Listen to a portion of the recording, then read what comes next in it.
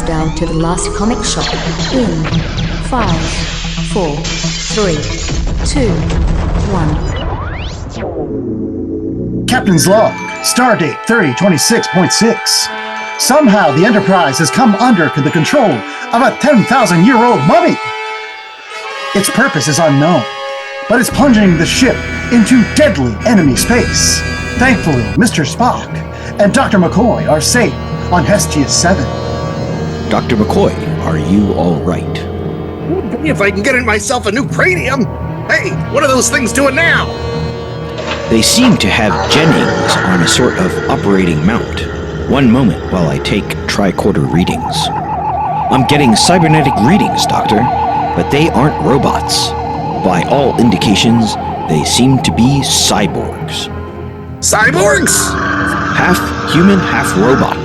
Their human half is quite dead, but the robot half has been somehow activated. What is it, Spock? Why did you stop? What's wrong? According to what I've deciphered, those cyborgs are programmed to convert all humans into more cyborgs. Starting with Jennings? Spock, we've got to do something. Agreed, Doctor. Do you have any suggestions? Blast it, no! I wish I did. But our weapons are all useless! Moving at hyperspeed, the Enterprise streaks across the night tapestry of the universe, rocketing ever closer to Romulan space and doom. Doom? I didn't know that Robert Downey Jr. was in this. He's everywhere nowadays, including the Last Comic Shop podcast. That's right. It is the final frontier this week as the host with the most, Annie Larson, joined by Jay Scott and Chad Smith, take you on a trip aboard the Enterprise. Woo! Yay. Oh, just at the end, actually. It shows up in the last page. So that's all right. We're Star Trekking across the universe. Chad is excited. Chad is not a big Trek guy, no offense intended, but yeah, I'm along for the ride this week. Chad, if you had to rank Star Trek versus Star Wars, which one has less interest in your mind? I've enjoyed both sets of movies. Probably the Star Wars more so than the Star Treks. But, in their defense, I haven't seen the classic Star Trek movies, only the Chris Pine ones, which I thought were pretty solid. What? That's blasphemy for J.A. Blasphemy. Haven't seen the one where they save the whales? Oh man, they get out the Dawn soap and clean off the whales and all the ducks. The one with Ricardo Montalban? Oh my God, Chad! Don't talk to me. What's a Ricardo Montalban? Stop the recording. We're coming back. With the earwigs, they put the little bugs in the ears. Dad needs to watch Star Trek II: The Wrath of Khan. That's true. He does. He does also need to read more of Star Trek 21 from the Gold Key run. 1973, that issue came out and included The Mummies of Hestia 7. Which was the reading we did for the opening of the show. But that is not the book we're reading on this particular week's episode. No, it is J.A.'s pick, and it is still Star Trek. But what book is it, J.A.? Star Trek Red Shirts, which is like the Star Trek equivalent of the Stormtrooper. Yeah, except they're the good guys, not the bad guys. They'll die, though. A lot. And I don't know about their aim. Their aim might be terrible, too. We'll see. I don't know. It does raise an interesting question, though. If the Star Trek Red Shirts who die all the time go up against the Stormtroopers from Star Wars who can't aim or hit anything, who wins in a battle? I say the Stormtroopers do. They'll still start shooting, right? The Red Shirts will maybe flee, and then will like trip over themselves and maybe fall down into a ravine or a crevasse and break their neck. I mean, they're going to die regardless of what the Stormtroopers do. Just because the Stormtroopers don't hit their target. I don't know. I can see them both hitting the ground. Again, I was very excited for this week's show. Again, licensed comic books are a wonderful way of getting folks into the comic book tent, and Star Trek is no exception. And with Movie Mayhem just coming next week, where we're going to be covering a lot of comic books and the movies that came out as a result of them. Again, there's a lot of comic books, including some adaptations of those Star Trek movies for those folks that may be interested. But speaking of those folks and the rabid fandom that's out there for things like Star Trek, we actually have rabid fans out on the last comic shop, at least the socials. I don't know if they're rabid, but they definitely sometimes post Foam at the comments. mouth and scare Atticus Finch. They don't. They do sometimes leave us comments. So I thought for this week's opening segment, we would go to the comments. Fan comments. We have never done this segment before, and I think that's because, to be honest, a lot of the comments that we got were just about whether or not they liked the sound effects. We're not here to debate that subject. Comments have been noted and heard, and we're moving on. That's right. But on the other hand, there were some other folks that left other comments. And so on today's program, we're going to be going through those. And hopefully that will create some conversation for my co-hosts as I go through some of these comments from certain episodes. So thanks everybody that may have left a comment on, again, either our YouTube or our Spotify or any of our social media, Blue Sky, Instagram, wherever it happens to be. If you want to be on a future segment like this, just continue to leave us comments. And who knows, you might be lucky like these poor schmucks that maybe didn't know that they were going to be put on a podcast. Any case, so let's go ahead and get to the first ones here. This one came from a little while ago when we did Batman and the Monster Men. Do you remember Batman and the Monster Men? Ben Morse on. It was last April, I believe. So about the same time last year. One of our listeners, Little Chris 1098, this comment saying, to be honest, I feel like they should do this more with some of the older DC comic stories than just detective. Maybe do action, maybe more fun comics to modernize villains and stories. Batman and the Monster Men, and how, again, they took that Hugo Strange story, that classic story from the original Detective Comics. He thinks that they should do more of these. Fellas, what do you think? I think it's an interesting take. And first and foremost, I definitely agree, because there were so many Silver Age stories that were bangers where you just get one issue and it's like, what the heck just happened? And then they're out. The next issue, something totally different.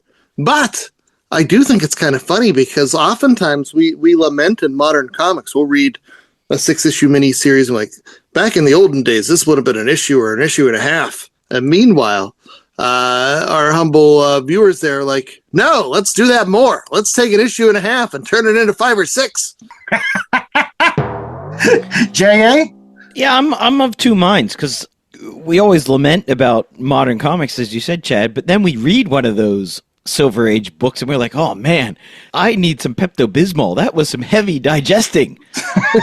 So I like when they unpack one single issue and turn it into 5 or 6, because it makes it a bit more editable. But what I do like about it is it brings these classic stories to a new audience, and then maybe they go back and they want to read the original, and that leads them down the omnibus path, and then they're like me, and they go from buying one to having like 30 and no place to put them on their bookshelf. There you go. I always think of, too, our humble host, the Batman and the Mad Monk. That was one of his favorite stories. Oh, yes. As a kid. So, Andy, what do you think about all this? Well, I think I agree with J.A. that it's an opportunity for newer fans or more modern fans to enjoy some of these classic stories, again, which were real bangers back in the day. And then hopefully, as they read that, they may be interested in going back and rereading the original. I think that both can coexist. Like, again, I like both Matt Wagner's retelling of Batman and the Mad Monk, plus I like the original Gardner Fox Mad Monk story from Detective Comics. So I think these things can coexist. I'm not going to split hairs on which one is better. Yeah, it's all about finding enough meat on the bone. If you can find a really good story to dig into and make it something worthwhile, then by all means, go for it. If not, that's okay. We have enough 5-issue miniseries that we read like, oh, I read that. Not gonna do that again. Well, speaking of not 5-issue miniseries, but I think, what was it? 18-issue miniseries, mega events? We're talking about Valiant Unity. And Funkoptopus 37 wrote, I worked for a comic book store during the Valiant OG run. I wish I would have bought all of them. I included this particular comment because there's a lot of people that lament being in the 90s and either picking up books and not keeping them or not picking up certain runs? Yeah, this is definitely a JA question because he had the Valiant stuff, and then he famously got rid of the Valiant stuff prior to the big crash.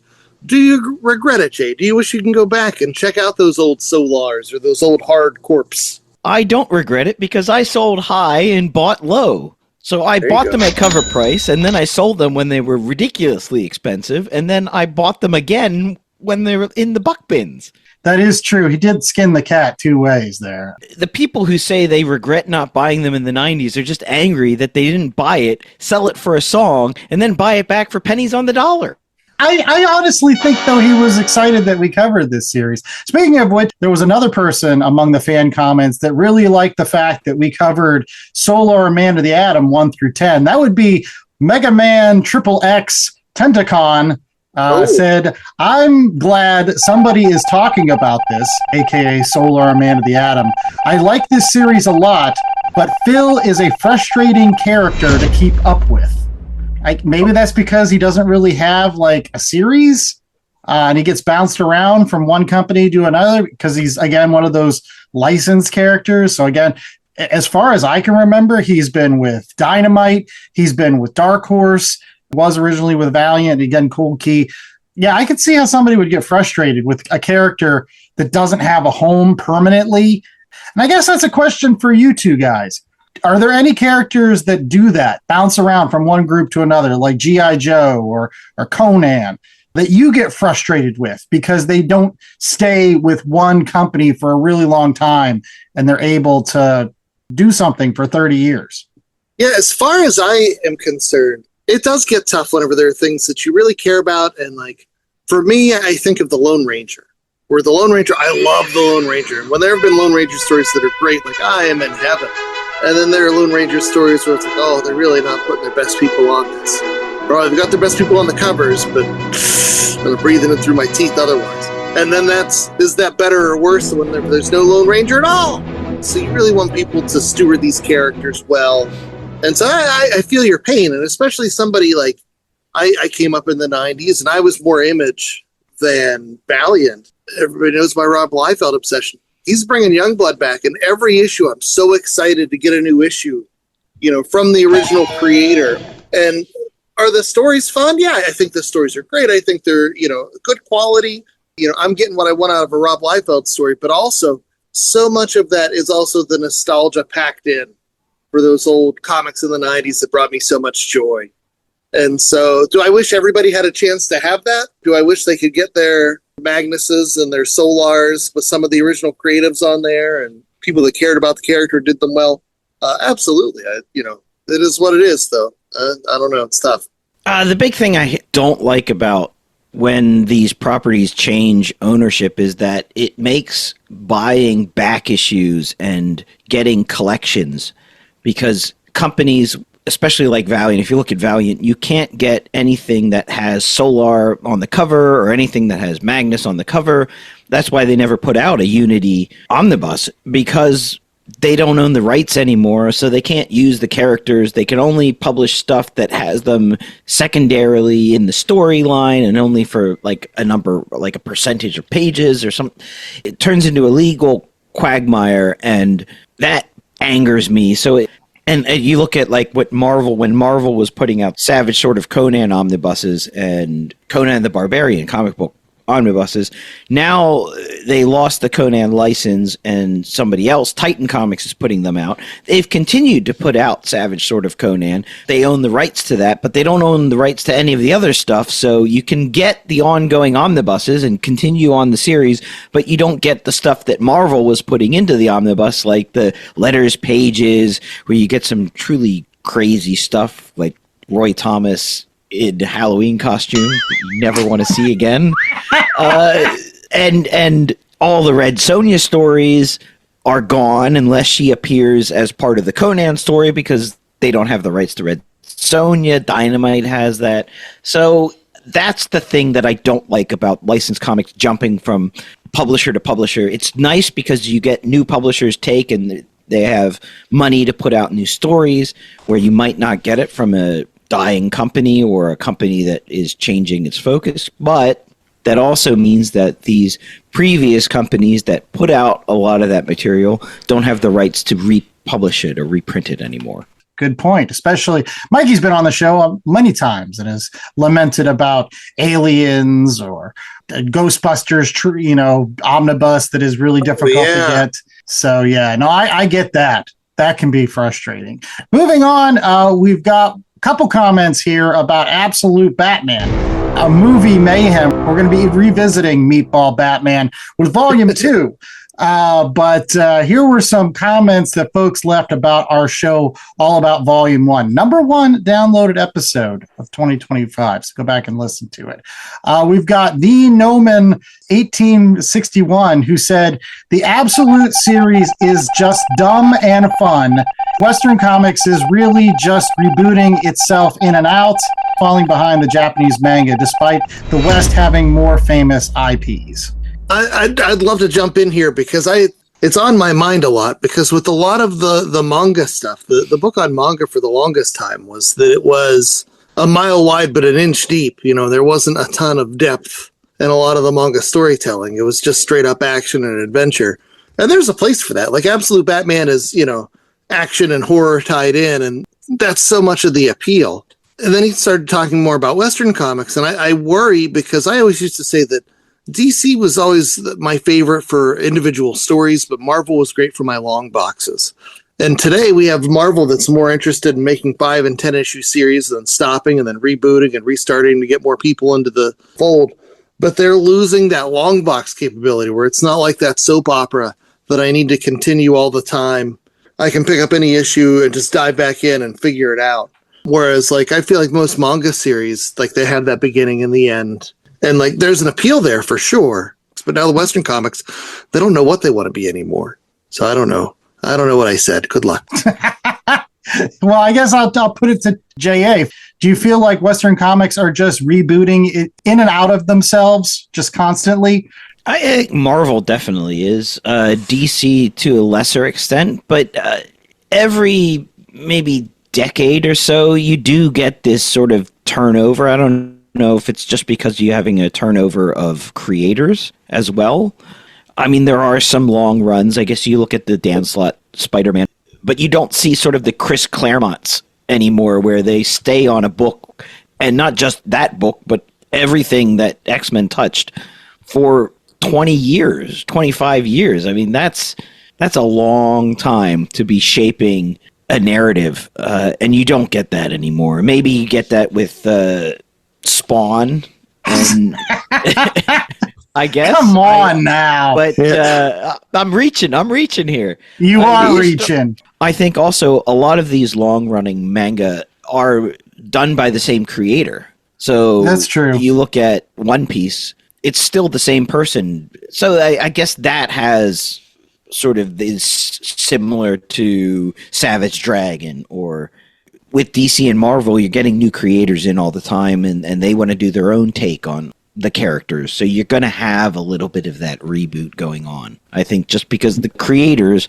want to take the character in a new direction, or put all the X-Men on an island and then leave because they got sick of doing it halfway through their run and just left everybody else to pick up the pieces. And Marvel decided, no, this is going so well, we don't want to end the book. We're going to keep the Krakoan Age going. And then it just falls flat on its face and no one is happy. And they destroyed the X-Men after building up all this love and joy for people who came back to the X-Men. All right. I will say, the most interesting part of this comment for me was about the Western comic books does have more well-known IPs. Well, no, see, I don't buy that. That's you don't? More well-known IP to us Westerners. That's all right. Not to Japanese people, who, by the way, are the people that manga. That's the audience. That's true. So they had Spider-Man in Japan. Have you seen Spider-Man in Japan? It's crazy. The major reason why I feel like Japanese manga is taking off is because it's collecting teenage boys. That's where it is. That was the bread and butter for the comic book industry for decades. was teenage boys. They don't read the Western comic books anymore. They do read manga. They do watch anime. They are involved with video game culture. That's where they're at. I think that's manga gets girls too. I mean, look at your local bookstore. I know, but what I'm trying to say is girls, honestly, I think read both. I think there are comic book fans on both sides of the aisle with that. I feel like Western comics has lost teenage boys. They still have teenage girls. In fact, that's probably growing, but like they lost teenage boys a long time ago, and that has really hurt them, in my opinion. Because when did we all start reading comic books? When we were teenage boys. And here we are 30 some years later talking on a podcast about it. About the same books that we read when we were the teenage boys, to be honest. Valiant rules. That's right. The other comment came from PB7-1. Is Volume 1 of the Absolute Batman series out in the compact editions yet? It isn't, but I think that's a good idea. I mean, especially for a series that, part of the appeal is that manga style. You think it would be out in that manga format sooner rather than later. Yes. But Absolute Batman's still only on, not even an issue 20 yet. So give it time. They want to milk all the, first the people that buy the regular trade, and then the people that are going to buy the absolute for the embiggen version. And then once they sell through all those, then give them the cheapo compact one. Oh, yeah. But no, I'll tell you, once they put the first 2 volumes, the first 12 issues of that, hotcakes. Just hotcakes. I do agree that eventually they got to put that out in compact. So the last comment that I saved, and again, if you'd like to be featured on a Last Comic Shop podcast coming up, make sure that you're leaving comments on all variety. But we've done a lot on this particular segment. So this one's going to JA, and this came from our X-Men versus Star Trek show. Robert Kenny 1201 wrote, considering this is the Marvel Universe they had a crossover with, I hate to see how any of the Next Generation characters would have reacted if they met Venom, considering the Venom's resemblance to Armus, the creature that killed Tasha Yar. That's a good comment. I like it. That's a deep pull. Chad's just like, I don't know. No idea what some of those words are. No idea. You want to unpack that for Chad, J.A.?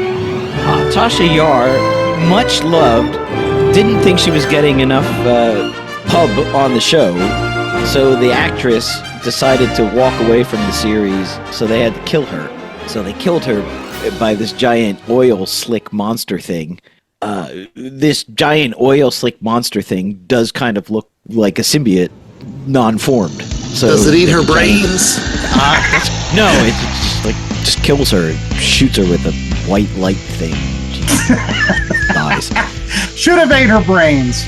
Thanks for picking our brains with some of these listener comments. And again, you can be on a future episode of Last Comic Shop by just leaving some comments out on all of our social medias and or any of those podcasting platforms or YouTube where you can find our episode all the time.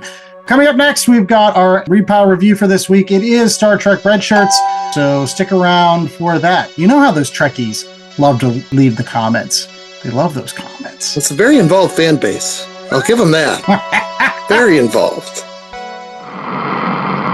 Hello, Last Comic Shop podcast listeners. It is George from Shorefox Summary. The only thing I like more than reading comics is collecting comics, and the only thing I like more than collecting comics is taking care of the comics I've collected. And there is no better place to get bags and boards for your favorite, heck, even your least favorite comics than BCW Supplies. You can get all the bags, boards, boxes, frames, and more that you need to help keep your comic collection in its best shape. Listeners of this podcast can enjoy 10% off their order with code LCSPOD. That's LCSPOD for 10% off your entire order. Keep it tuned to the Last Comic Shop podcast for the best in comic stock and the best in comic book supply savings, courtesy of BCW.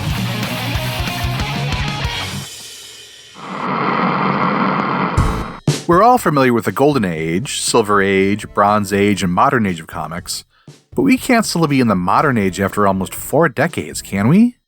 We don't think so. And that's why we started the Iron Age of Comics, a critical re-evaluation of comic books from about 1985 to 2000.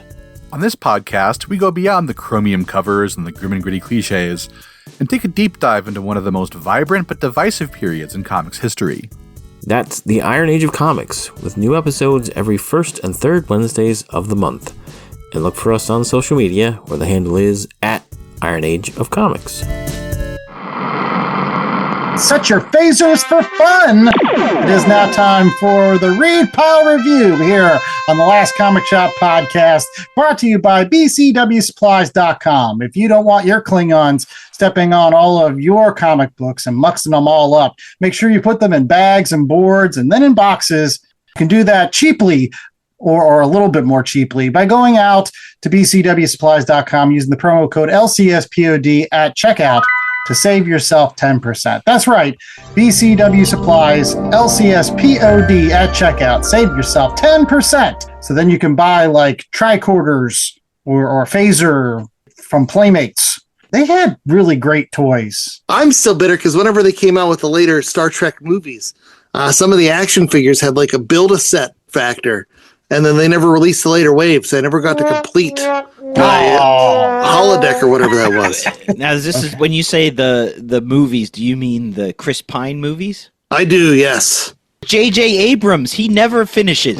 He starts great and then it just falls flat. That's just perfect. J.J. Abrams. See, you're going to keep poking this bear. If you start talking about Undiscovered Country, he's going to be your friend. But if you talk about these J.J. Abrams movies, he's going to be pissed. I don't know what that other thing is. Let's put him back into a good mood by talking about Star Trek Red Shirts. And Chad, you have a chance to redeem yourself by telling all of our fans who worked on this particular book. Well, that I'm excited about because that's written down on the page in front of me and I can handle that. So Star Trek Red Shirts was a 5-issue miniseries released in 2025 from IDW Publishing. It was written by Christopher Cantwell with art from Megan Levens. Charlie Kirkhoff did colors, and Jody Troutman was on letters. Now, for those folks that are fans of Star Trek, this is all TOS stuff, which is my favorite series. Terms of service? No. The original series. That's how it's not TNG.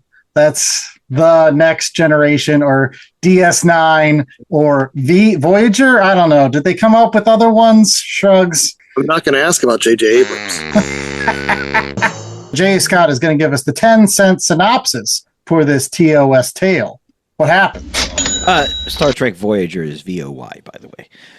So, Star Trek Red Shirt starts off with 12 red shirts. 11 are sent down to the planet because there's a satellite dish that is apparently being hacked for quote-unquote weather data. You know it's not weather data. So they're trying to figure out who is hacking this satellite and then what the satellite is actually sending out. Is it actually sending out quote-unquote weather data, or is it something more secretive that Starfleet doesn't want these red shirts to know about? They're there to act as bait to try to find out who is the double agent and who are the spies, and the other part is figuring out who's going to live, because as it goes on, the red shirts end up dying. And so you start off with 12, and by the end of the 5 issues, spoiler alert, there's only one left. Yes.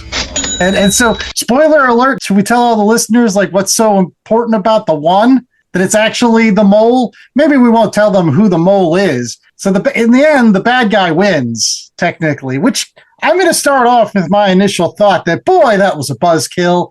I mean, I get it from a whole like story perspective. It made sense. And I'll be honest, I think by issue 3, I was pretty much sure which one was the bad guy, which one was the mole or the double agent, because if you read this, and again, I'm not going to tell you which one it is, but as you read it, they spend a lot of time on one particular character. So from a narrative perspective, if you're going to spend that much time on that character and they aren't the mole, then you're just wasting my time. So I was like, that has to be. Plot armor for days. This person seems to be sticking around and adding more and more to their legend. And by the end, you're like, oh, okay, yeah. But he wins. He gets beamed aboard the Enterprise, and Kirk's talking with him, and he's like, yeah, the real mole was this other person that dude killed. I was just like, damn you. This is so hard to not spoil this comic, but I don't want to.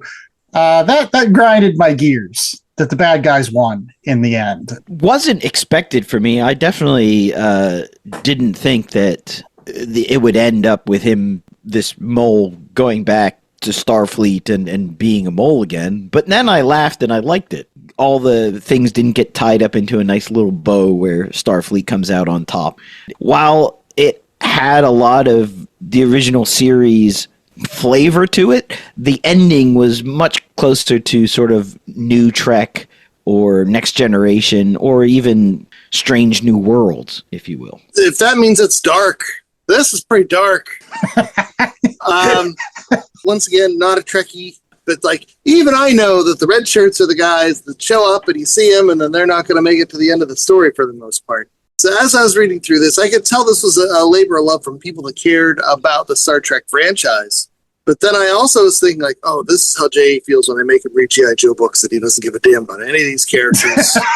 This is revenge. And to be fair, we didn't care about any of these characters either. That's the beauty of it, is that all of the characters are well, they all die, but they're also, none of them are known characters in the Star Trek universe. They don't even start out on the Enterprise. The Enterprise just shows up at the last panel of the last issue. They're coming from a different ship at the beginning of the beauty of the of book. it, he says. I will say that going along with Chad's comment about being at dark, these being a bunch of characters that nobody cares about, the darkest part of this story was the fact that, like, Starfleet didn't seem to even care about these people. And they make a point of that. Like, Christopher Cantwell makes like a comment about this, like halfway through the series. It's, again, the bad guy telling his story, so maybe he's a little bit bitter with how Starfleet trains everybody. But at the same time, you know why red shirts don't get the Kobayashi Maru is because they're in a no-win situation from the start. Like, that's their job. It just gets worse from there. They're not going to survive, and nobody cares about them. And I was just like, boy, that's really dark. That's painting Starfleet as like a bunch of heartless bastards, which they kind of sort of are. Yeah. Is that how Star Trek is, though? Like, because I would occasionally see episodes of Next Gen on TV, you know, that would just be on because I left the TV on. But was it that dark and as jaded and cynical as the story? Or is this just the exception? Is this people having fun with some of the darker aspects of it? Next Generation and the original Star Trek series tended to be much more hopeful. I would say Next Generation, there were some episodes where they were a little bit dark. I think Deep Space Nine and Voyager, and as they got further and further away from Gene Roddenberry's original concept, it did get a little bit darker. And the new shows they deal with darker subject matter, probably more than the original ones did so much. But I think some of it's also tongue-in-cheek with this. Right. I just wasn't sure, just because, like, I don't want to get too serious, but this is super cynical. And, you know, if it's a cynical note on a fan base, is it cynical, or is the guy just cynical? Because he's just angry because a Mugatu ripped his eye out. Come on. That's true. You can't take him. He's an unreliable narrator. He's just angry. But at the same time, that's part of the fun. I honestly think, to Chad's point, it wasn't until years of reruns later, fans started pointing out when they were watching Star Trek episodes that it seems like the red shirts always died. Like fans with Star Wars, they're like, boy, howdy, stormtroopers don't seem to be able to hit anything. It's not like anybody in any of these movies ever said, oh, stormtroopers are terrible shots, until way later. And I think it's the same thing with red shirts. And they lost to teddy bears. Yes. They lost to teddy bears. Right. But I think it's the same thing with red shirt. Initially, they were like, yeah, the red shirts die. And that was part of the story because you had to build up the stakes. And it couldn't be Kirk. And it couldn't be Spock. And it couldn't be McCoy. So that's a yellow shirt. And the blue shirts, they didn't die. It was the other people beamed down with them that died. And it was not till later that they're like, oh, shoot, it's always those other guys. They don't have the plot armor. They are the jobbers. So much so that in Next Generation, they changed up the shirt colors, so security then was yellow shirts. Oh, and the command there you go. was red shirts. See? I did not know that. But yeah, I will say the covers on this book, super morbid, super fun. All sorts of ways to kill somebody. Yeah, Chris Sheehan did the covers for or at least the cover A for this series, and he just did an incredible job. And so for those folks that may be Trekkie fans out there, I like the fact also in this particular series, not only the classic red shirts, and they do pull from other alien races to kind of throw a little bit of variety in the kind of red shirts that you're getting. Spoiler alert, you get Romulans, you get Klingons, and I won't lie, that the book picked up for me once the Klingons showed up. The Spocks. No, those were the Romulans. The Klingons have the crinkly foreheads. Okay. All right. So those, and Spock is a Vulcan. He's not Romulan. But the Romulans and Vulcans, they used to be one species, and then they split apart. And the Romulans said that. And now you're embarrassing me. There's a whole Next Generation show where Spock comes back and is trying to reunite the Romulans and the Vulcans. And so the angry dog guys are the Klingons, and the Spocks are the Romulans and the Vulcans. There and some you of go. them are good and some are bad. We're never going to be able to get dates ever again like this. Any case, but for the first two issues when it was just the Federation, but the Klingons are cool. The Klingons are awesome, and they get some of the best lines in some of these issues. There's this one particular issue where they beam aboard the Romulans, and the Romulans are like, well, you'll blow up your own vessel if you do this. And he's like, I came prepared to die. How about you? So cavalier attitude about their warrior's code. It was a breath of fresh air. Again, the one red shirt is eventually going to fight one of the Romulans in hand-to-hand combat, and the Klingons are like taking bets on who's going to win. Oh, I think she's got the reach. I think she's hungry for it. It was a lot of fun when the Klingons showed up. So kudos to Christopher Cantwell for including that alien race, because the Romulans are boring as hell. I will point out it was the Next Generation Klingons, or the Klingons from the first movie, not the Klingons from the series, because they had the ridges on their forehead. So that's true. Technically, in this time, they should have looked like the Klingons from Trouble with Tribbles, where they don't have any ridges on their forehead yet because they were going through this thing, and they actually retconned and explained why. Yes, they didn't have the very severe eyebrows and the Beatles cuts. But final thoughts before we get to commercial break from Chad. Again, you weren't a fan of Star Trek at all. Did you find some enjoyment in this? Just being around pop culture, I knew enough to know, about the Spocks and about the dog guys. But no, it was fun to watch this series and all the twists and turns. And like J.A., I wasn't certain that the guy that makes it out was the guy that was going to make it out. I thought there was more action than I was accustomed to with a lot of Star Trek things, although like the first book, there's one panel of action and the rest is everybody standing around talking. But from there, as they're picking off red shirts, the action really picks up. You get crazy alien spider monsters. You get, people clinging to the sides of buildings. And I felt a little lost, but once again, I realized that since they're all red shirts, nobody cares about any of these characters anyway. So that's true. I think you hit a nail on a head that I wanted to go back to in terms of the first issue and them explaining, I think that this series could have benefited from halving the number of red shirts that they gave you. 12, I think, was too many for a 5-issue series. I think that, especially once you brought in the Klingons and the Romulans, I get it that you want to kill certain characters off, but I feel like even their deaths as red shirts would have had a little bit more gravitas had there been less of them, and we were able to flesh out a couple. Yeah, well, that first guy bites it. I didn't even know. Like, the rocket impact. To be fair, fuzzy. Yeah, by issue 3, half of them were dead. So right, half of them in but the like, first why? 2 issues. Then why should we care that they were even included? Like, if you're really going to build up, that's the point. if you're going to build up a mystery and make a mystery that we care about, by the end, there was only two of them. And it seemed like for the last two issues, there were just two of them. I don't know. You guys just didn't get into the fun of killing off red shirts as much as I did. I love that they had to fly down in modified photon torpedo tubes. They were supposed to transport out of these things, and one guy didn't get transported, so his photon torpedo tube just went straight into the surface of the planet at full speed, killing him. So he was dead within like 3 pages of the start of the book. That was so great. And then the other one, his one ricocheted, so it soft landed. He gets out, he's like, yes! And then a real photon torpedo landed right next to him and killed him. And he goes, no! It's like, oh man, I read their bios. That? Well, we've got more Last Comic Shop right after this as we finish this week's episode with recommendations. So stay tuned for all that fun right after this. Hello, friends. Do you like the 80s and Transformers? We are the Autopod Decepticast, and we started our podcast doing a minute-by-minute breakdown of the 1986 classic animated feature, Transformers the Movie. We've since moved on to an episode-by-episode review of the G1 series and just started Season 3. We have over 180 episodes, so if you're just discovering our show, there's plenty of gold to stuff into your ears, and it is very funny and fantastic. I'm not biased.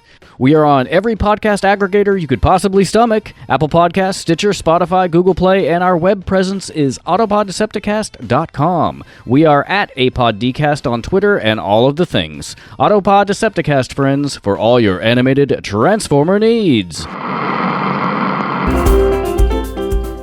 This message is from the U.S. Department of Veterans Affairs.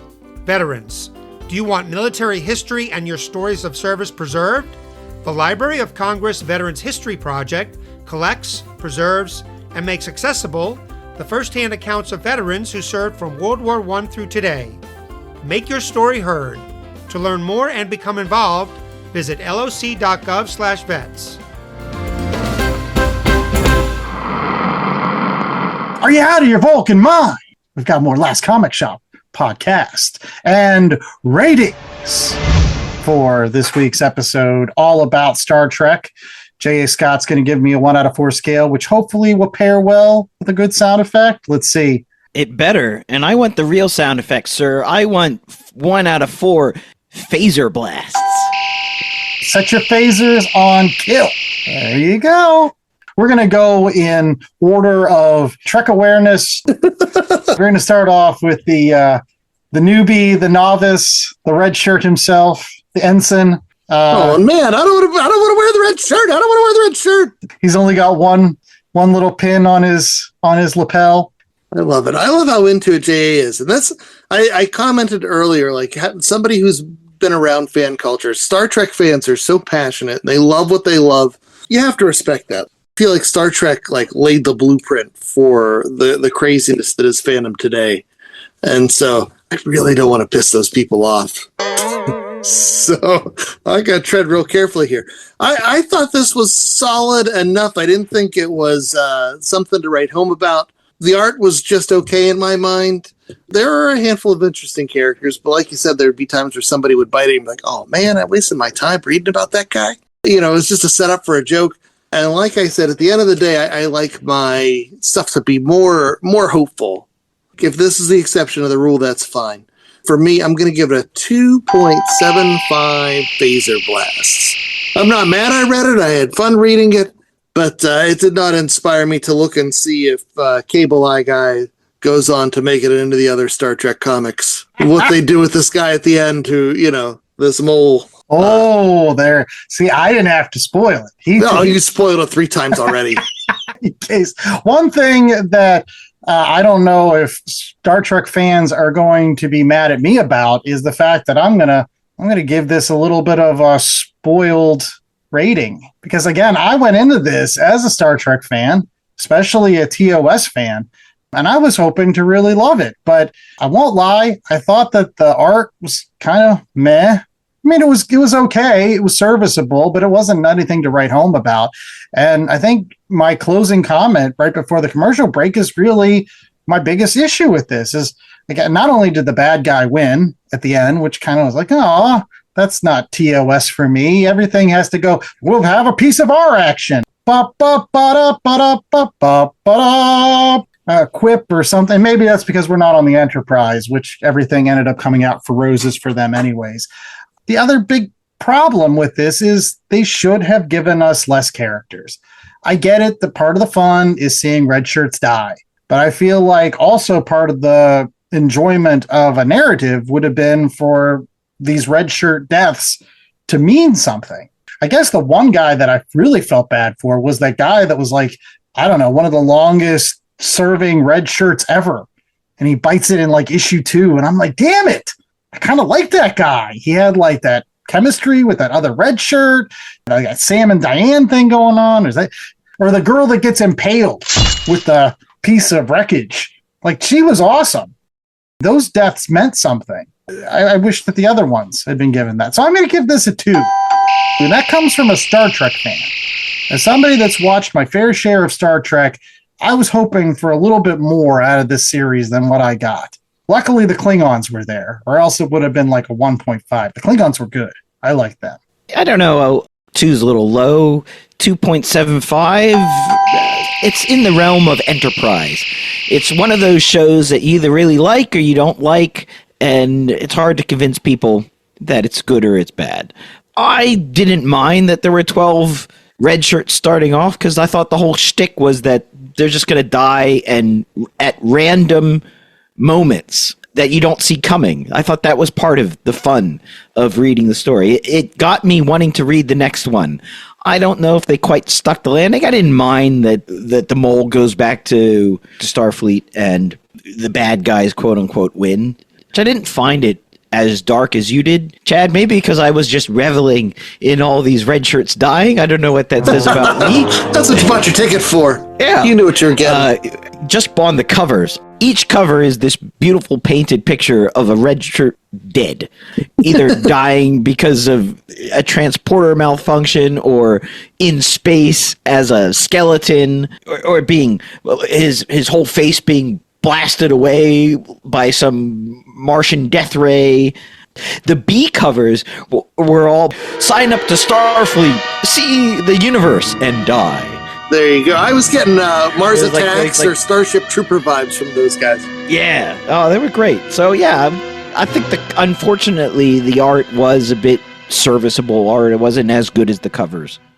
It was still a nice 5-issue Star Trek book that didn't involve any of the main characters that we know from any of the series. So that was also nice, too, to get a Star Trek that is, if you will, lower decks, but not really lower decks, just red shirts that die. So you don't have to invest in them because they're all going to die, except the Mugatu dude. He's stuck around.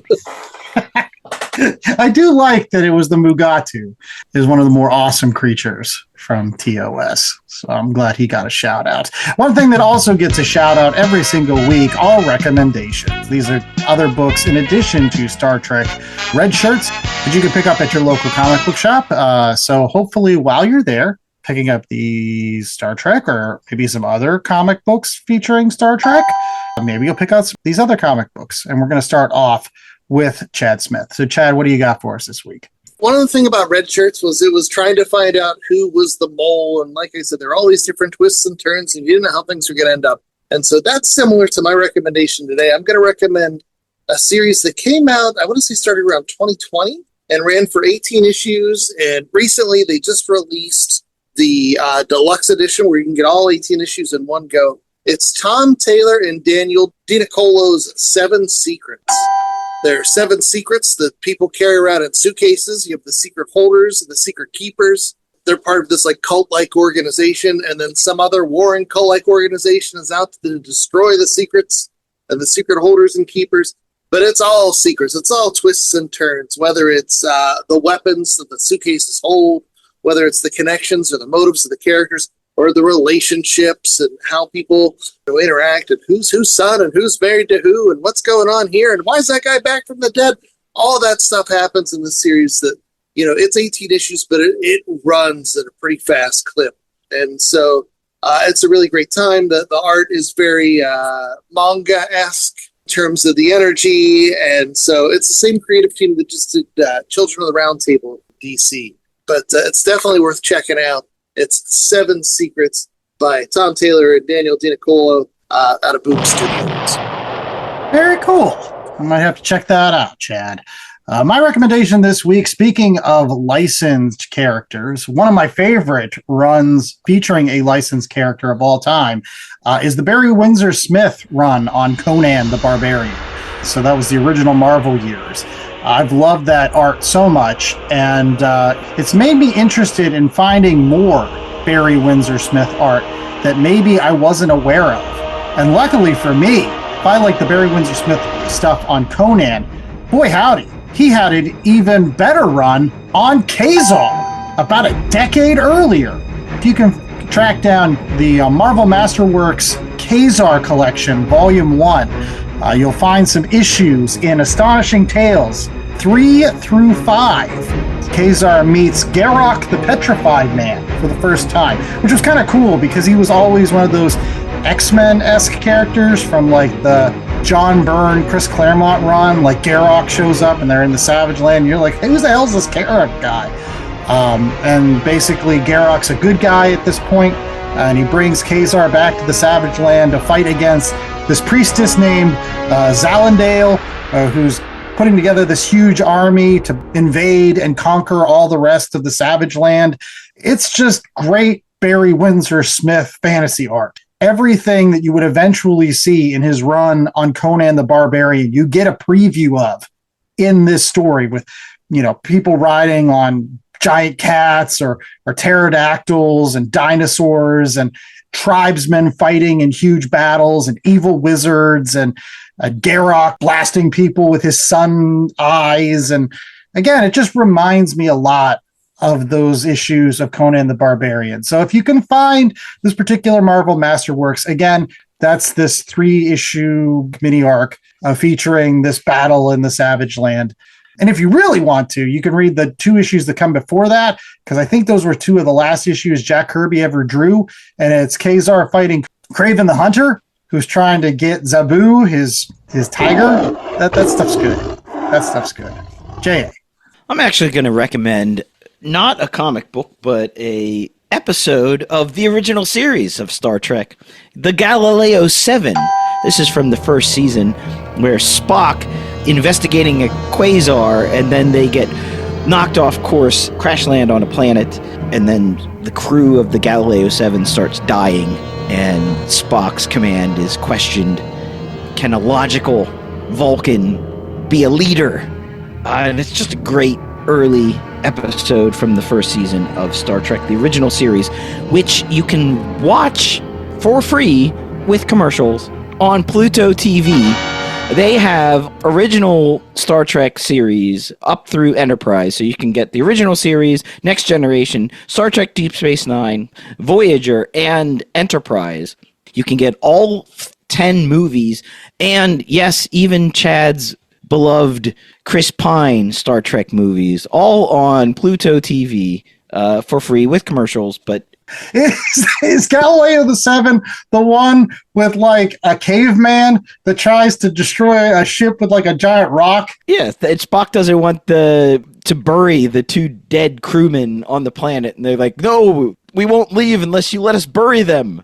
He's like, no, we should just leave, which is, they should have just left. I don't know.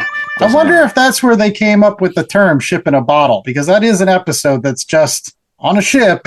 It's not in a bottle, but it's like it's all self-contained. It's like one set. So it's a good episode. You should check that one out. You should also check out more episodes of The Last Comic Shop. And you can do that by going out to www.lastcomicshoppodcast.com and rate, reviewing, and subscribing. If you are a Trek fan and you love this particular episode, go back and listen to our Star Trek meets X-Men show that we did, again, I think 2 years ago. Just type in X-Men into our search engine on lastcomicshoppodcast.com. It'll take you right to that episode, and you can listen to it as well as tons of other ones, all evergreen and available 24/7. There you go. And while we might be the Last Comic Shop podcast, we don't want to be the last comic shop. So we encourage everybody to get out there and support those local shops, whether that is by checking out IDW's Star Trek Red Shirts 5-issue miniseries, or by checking out things like Boom's 7 Secrets, which was recently recollected, or Marvel Masterworks Kazar Volume 1, which features those issues 3 through 5 where Kazar goes back to the Savage Land. Or, once you're done, tune in to your Pluto TVs or your Paramount Plus or your Paramount Plus Pluses and check out Star Trek The Galileo 7. That's episode 16 from season 1. But all that and more is going to be talked about at your local comic shop, so make sure you do that. And then you can circle back and find us on the social medias, at Last Comic Shop Podcast, on the Blue Skies primarily, and the Threads and the YouTubes. Or you can go to the website directly, www.lastcomicshoppodcast.com, where you can find links to all our socials and so much more, Jay. What else are they waiting for? Oh, we have a link to our merch store where every week you can get t-shirts, coffee mugs, tote bags, hats, shorts, sweatshirts, all sorts of Last Comic Shop logoed merch, and you can get them in red. That's right, but also other colors if you don't want to die. Yeah, you could get a couple different color shirts for all your friends and start sorting yourself out by ranks or certain jobs. You got somebody in the doctor field, buy them a blue one. You got somebody that just wants to die, get them or engineer. Yes, I was going to say, like, either you die or you fix cars. It's either been a mechanic. I don't know. You go to the Votech. It's fine. Or you just say, no, I'm next generation, so I'm in command. That's true. That's true. And we hope that you command savings for your comic book supplies. And Chad, what's the best way that people can do that? By going to bcwsupplies.com, where you can find all your collectible needs, supplies to help you therein. Use the promo code LCSPOD at checkout for 10% off your order. That kicks a little bit back to us here at the podcast. Helps support the show, helps get you stuff to protect your comics. It's a win-win, everybody. BCW Supplies, promo code LCSPOD at checkout. Yeah. And by the way, while you're at those local comic book shops, make sure that you're checking out, they've collected some of those gold key Star Trek comic books from way back in the 70s. I've seen IDW has put out some of those collections. So you can snag some of those. There was a story about mummies, space mummies. Space mummies. Yeah, and this Star Trek Red Shirts is actually coming out in trade on May 12th. So if you can't find the single issues, be on the lookout for the trade paperback. Well, there you go. So keeping your local comic book shop in business. That's our job here at the Last Comic Shop. Because again, we don't want to be the last comic shop. We just want to be the last place, first place, someplace that you need for all your comic book news and reviews. And until next week, I was the host with the most, Andy Larson. I was joined by Jay Scott and Chad Smith. And remember, Movie Mayhem kicks off next week with Lone Wolf and Cub. So we're going to be reviewing a movie from the 70s and the original manga and all kinds of fun all throughout May. Comic books and movies paired together like peanut butter and jellies. But we're not reviewing any Chris Pine Star Trek, so don't worry about that. Or Final Frontier. Until next week, stay safe, stay triblin, and remember, the name of the game is Fizz.